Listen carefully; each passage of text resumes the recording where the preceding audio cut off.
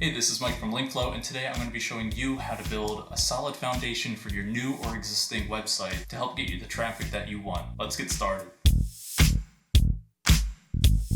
One of the major issues that most business owners face is having a beautifully designed website go unnoticed. Having spent all that time on a project that isn't providing the results you want is super frustrating, I know.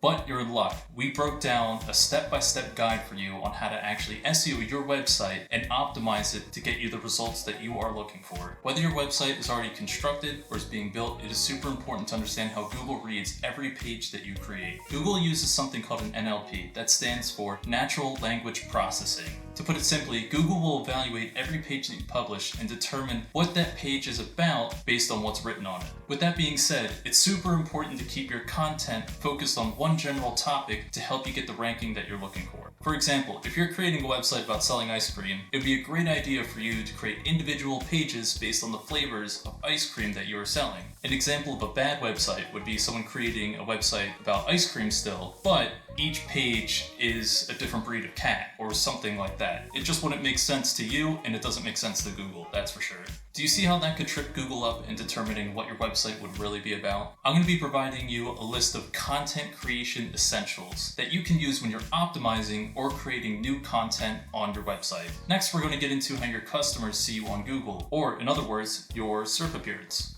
It is super important to ensure that this listing is directly related to the content that's on the existing page. Let's break down a couple SERP listings for you. Using the site : command, we are going to break down a couple listings from our website and why they are structured the way they are. You'll notice a common theme between all the listings in this SERP, that theme being the way each listing was constructed. We have meticulous guidelines on how you should create your title tags and meta descriptions. A good title tag will have its targeted keyword first, followed by optional context and branding. Looking at this listing, we can see that the target keyword is SEO Linkbuilding Agency, followed by focused on your ROI, separator, linkflow.ai, which is the context and branding. You'll notice that this is used on the listing below, and it is very important that this guideline is followed for each solution and product page that you create. Moving forward, we have our meta description. This is not as important as the title tag, the only reason being you may not actually have control on what your meta description says. Nonetheless, if you are able to have a customized meta description, it is important to seize the opportunity when you can. In our meta description, the keyword that we are targeting does not have to be first. You can see we are trying to keep this looking natural while also stuffing in a keyword or two. On our Linkbuilding Agency listing, we can see that our meta description has multiple keywords related to SEO and link building, which is perfect. This is exactly what it should be like and how you should be looking to optimize your own SERP listings. Below our meta description, we have something called FAQ Schema, which is a neat way to increase your listing's real estate. Our Linkbuilding Agency listing is just about double the size of the other page listings we have here. Now, this type of schema isn't a significant ranking factor, but it definitely will help garner more attention to your listing, which is a win in my book. I will leave a link in the description of this video on how to generate your own FAQ schema that you can implement onto your website.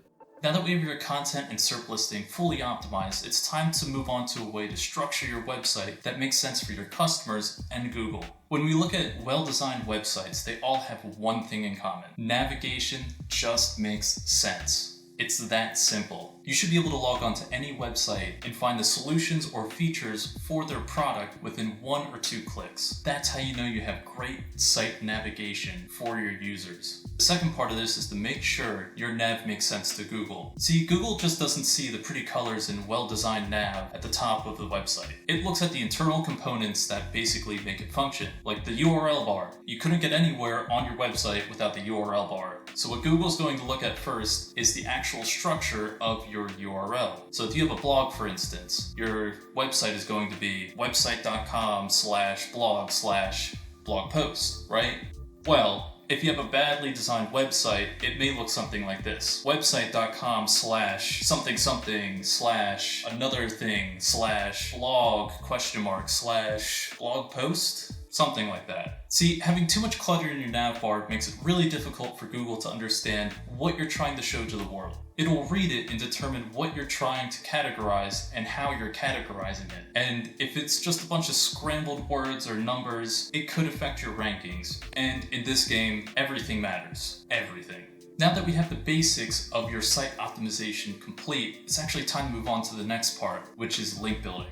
This is a huge opportunity for your website, and it basically shows Google that you're relevant. Now here at Linkflow, we know a thing or two about quality links. It's our bread and butter, and we supply high quality links every month to every customer that we work with. Now there are some things I can't tell you guys about our link building process, but that's because we spent years refining it, and it's kind of our company secret on how we get that process done month in and month out. But I can give you a method that will work, and it's pretty easy to do. It's just very time consuming and tedious, but just stay patient with it and you will see results. That method is to find pre-existing articles in your niche that have broken links. Now, what are broken links? Broken links are those blue little hyperlinks that you see on articles that link out to another page. Now, over time, websites get moved or deleted, which causes these links to break. This is where you step in. All you have to do is reach out to the webmaster of that website and contact them about the broken link and see if you can fit in an opportunity to link back to a post that you created that has relevant information to what that article is talking about. If you followed all the instructions in the prior part of this video about optimizing your content, they should have no problem actually linking to your site if the content is relevant enough.